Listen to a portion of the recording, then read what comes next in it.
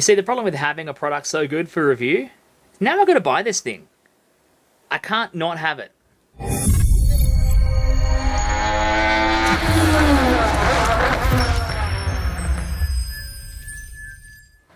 Hey guys, Chris from Racecraft Simulations. For the review for the Apex Sim Racing PCW DDU display, it was as simple as coming home after the unboxing, getting it mounted up on my rig, and then going for the software, getting the various SimHub profiles set up. So I'll take you through both of those, then we'll come back for the final review. Okay, so as far as mounting, the dash comes with this bracket, or at least my dash came with this bracket. This is made for the SimuCube mounting, as it was described on the box there. So that would typically go behind the bolts here that mount your SimuCube to a front mount wheel here. But I already had the SimCore LEV1 mount, so I didn't really need this, so I buggered that off. When I initially did try to mount it to this, it uses a slot here, and there's a couple of screws in the back of the display here. But the screws are button heads, and what it was doing was it was actually bottoming out. I tried to mount it straight to my wheel mount here. It was actually bottoming the head of the screw out on the wheel mount, so the whole dash was actually angled a long way forward because it was hitting the screws. So I went with the alternative option, and I got rid of that plate, and I used the plate that came with my SimCore LEV1 display cradle, which is this bracket here that mounts behind the bolts that hold my SimMagic onto my front mount wheelbase. I just went and taped it. So just a bit of double-sided tape. You can see there's a little bit of the sticky in there.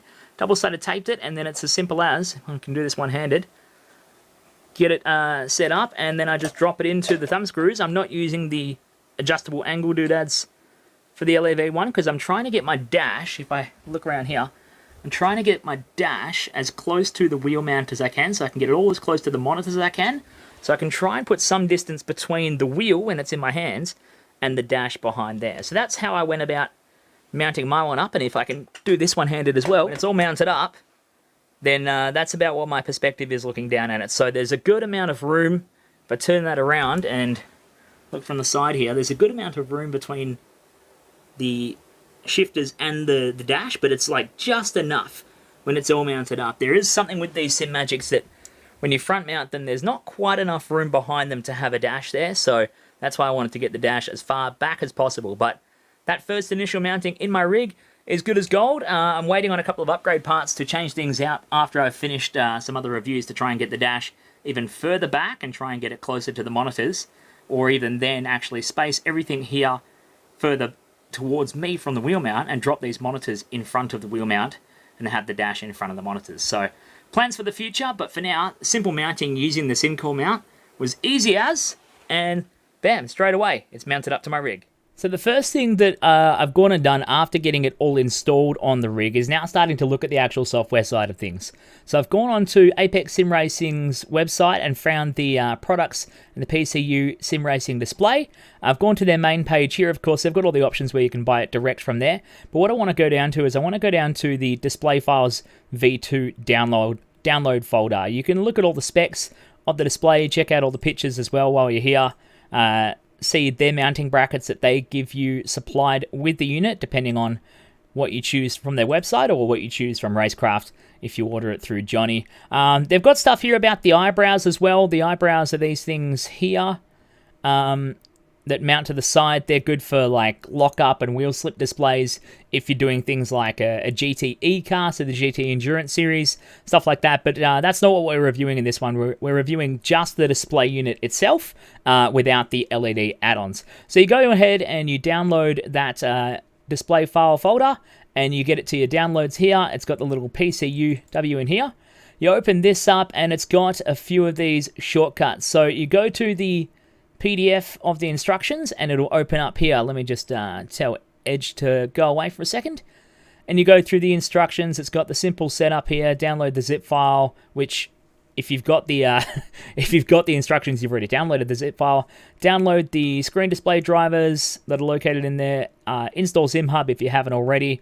Mount it all up, do all that, and then it tells you how to go through the Arduino setup. So if I go over to SimHub, and if we go to Arduino,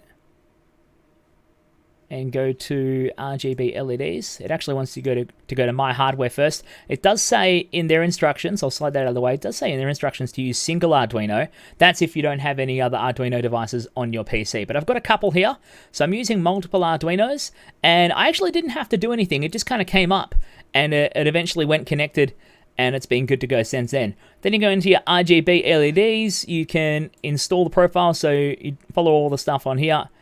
It actually then tells you to go through the display. So we go to the display setup, we go to Dash Studio, and if you've imported the display, you go to Vocore, and you can set things up and you can run it on here. It's a little bit different now on SimHub to how they had it in their instructions before, but they do give you all the drivers and so they give you the drivers there, they give you the SimHub files. If you go to the dash profile, it's not actually in there, it's in the LED profile. So that's that one there, the PCW, I believe that's it there, and then you've got the display without, and that's the LED profiles in there. If you have the LEDs for the, if you have the eyebrows as well, then you've got the LED profile for that as well. So they give you all the files, everything that you need to be able to get going. They take you through the instructions on how to get it set up.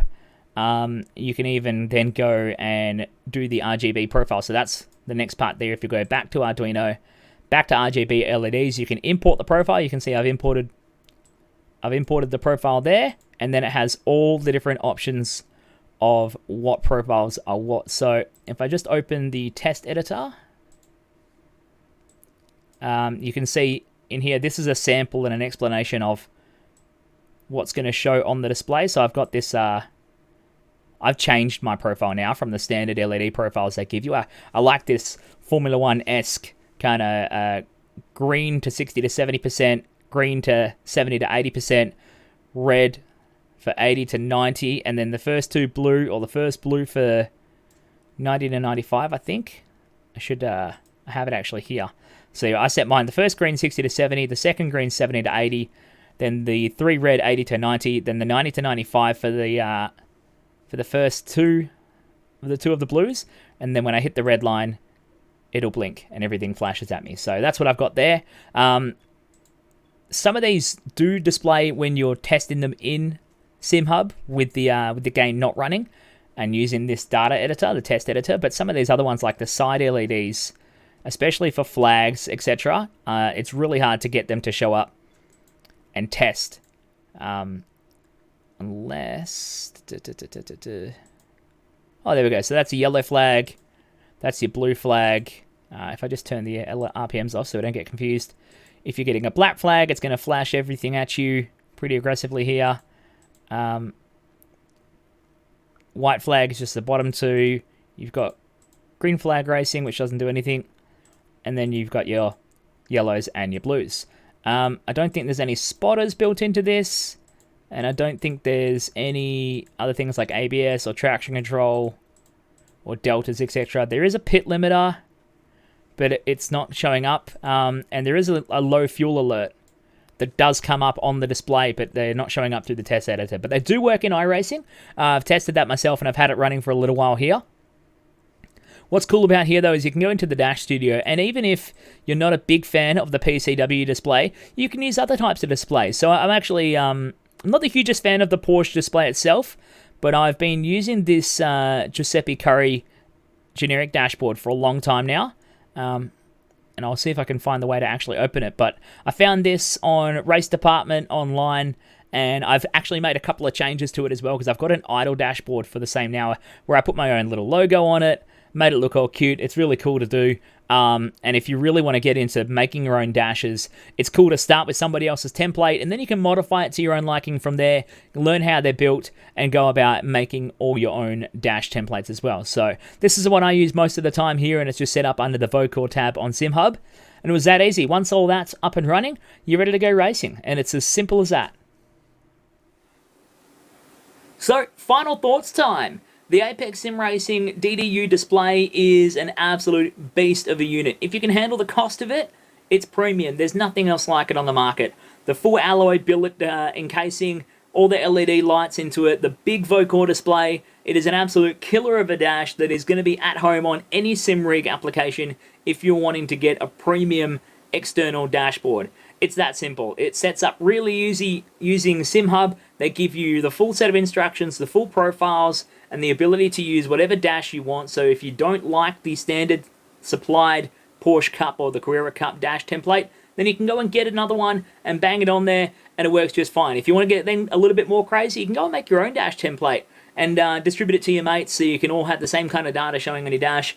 I really like the dash template that I talked about earlier with the setting up, the Giuseppe one, and that's something I use on all my cars, and it helps me keep a track of everything that's going on. So I use that full time now, but if you're looking for a premium dash to get for your sim racing experience, go and get the Apex Sim Racing PCU dash.